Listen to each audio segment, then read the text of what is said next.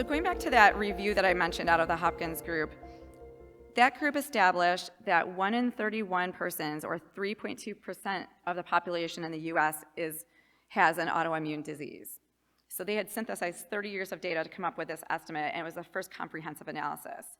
I looked back at the paper, and relapsing polychondritis was not included among the diseases studied because there were no studies. They tried, but there just were no studies available. And then I, with a colleague, Glinda Cooper, we updated that review in 2009, and we expanded the list to 29 autoimmune diseases. Again, some autoimmune diseases just had no data to include. And this time we included many geographic regions across the world, not just the US.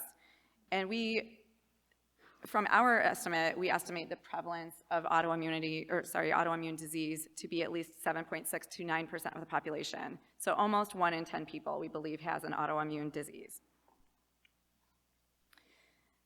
As you, I'm sure, appreciate, most of these diseases are chronic in nature, often disabling, and this results in substantial costs. The quality of life is a big thing, especially I have so much experience with lupus and these patients that come in their 20s with a diagnosis, and they're facing decades of their life living with these diseases. So we really want to make sure that we're paying a lot of attention to the quality of life issues. And then there's a lot of medical care utilization, which we are trying to be more careful about, and lots of direct and indirect economic costs to the population.